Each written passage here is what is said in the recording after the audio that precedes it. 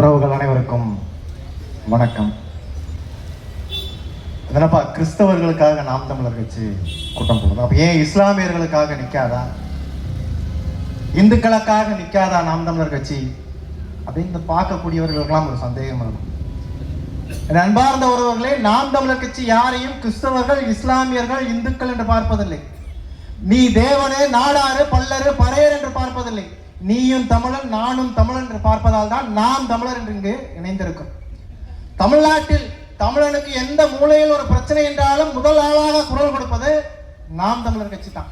அப்படி இன்று இங்கு கிறிஸ்தவர்களுக்கு ஒரு பிரச்சனை இருப்பதால் தான் நாம் தமிழர் கட்சி இந்த பிரச்சனையை முன்னெடுத்து செல்லுது. ஆட்டை கடிச்சு மாட்டை கடிச்சு கடைசியில மனுஷனும் கடிச்சிட்டான் அப்படின்ற கதையா? எத்தனையோ போராட்டங்களை நாம் தமிழர் கட்சி போராடி இருக்கிறது, இந்த தமிழ் சமூகம் போராடி இருக்கிறது.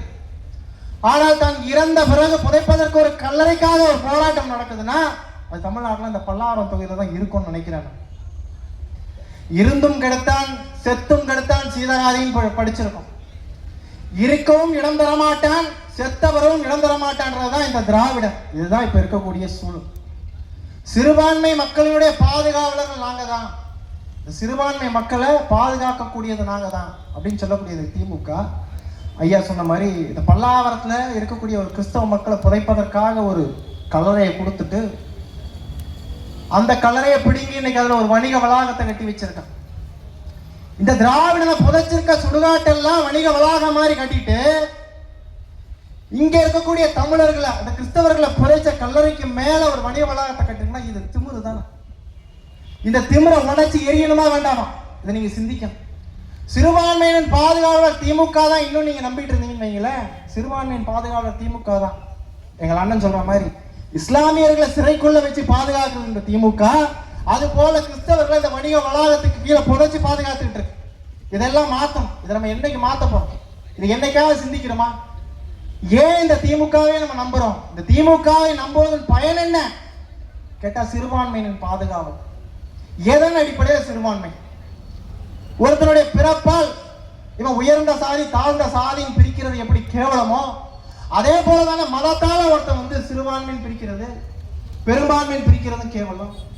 மதத்தை வைத்து அரசியல் செய்யக்கூடியவன் பிரித்தாலும் பரவாயில்ல, மதச்சார்பற்ற சமூக நீதியும் பேசக்கூடிய இந்த திமுக இங்க பிரிக்குதே சிறுபான்மைன்னு. ஆனால் நாம் தமிழர் கட்சி மட்டும்தான் உங்களுக்கு உறுதியானிக்க, நீங்கள் சிறுபான்மை இல்லை, சிறுபான்மைன்னு உன்னை எவனாவது சொன்னானா அவனை செருப்ப கலத்தி ஆட்டின்னு சொன்ன ஒரே தலைவர் எங்கள் அண்ணன் சீமான் மட்டும்தான். ஆனா நீங்க இன்னும் யாரை நம்பிக்கிட்டு இருக்கீங்க? உங்களை சிறுபான்மை சிறுபான்மைன்னு சுருக்கி வச்சுக்கிட்டு இருக்க இந்த திமுக, அண்ணா திமுகவை நம்பிக்கிட்டு இருக்கீங்க. இதையெல்லாம் மாற்றும். இதை மாற்றுவதற்கு ஒரே வழி, என் அன்பு உறவுகளை, நீயும் தமிழன் நானும் தமிழன் நிற்கக்கூடிய நாம் தமிழர் கட்சிக்கு தான் நம்ம வாக்களிக்கணும். கிறிஸ்தவர்களுடைய பிரச்சனைனால இந்த பைபிள்ல ஒரு வசனம் இருக்கு, கேளுங்கள் தரப்படும், தேடுங்கள் கிடைக்கப்பெறும், தட்டுங்கள் திறக்கப்படும் என்று இருக்கு. இந்த கல்லறையின் பிரச்சனைக்காக நீங்கள் தேடி பார்த்திருப்பீர்கள், உங்களுக்கு கிடைக்கல. நீங்க கேட்டு பார்த்திருப்பீங்க, உங்களால பெற முடியல. தட்டியும் பார்த்திருப்பீர்கள், இந்த அரசாங்க கதவுகளை திறக்கப்படல. ஆண்டவர் சொல்கிறார் இல்லையா, உன்னோடு நான் இருக்கிறேன் வா. இப்போ நாங்க சொல்றோம், நாம் தமிழர் கட்சியும் சீமானும் உங்களோடு இருக்கிறோம், வாருங்கள், அந்த அதிகார கதவை உடைத்தறிவோம். 2026 படைப்பும் புதிய வரலாறு என்று கூறி விடைபெறுகிறேன். நன்றி, வணக்கம். நாம் தமிழர்.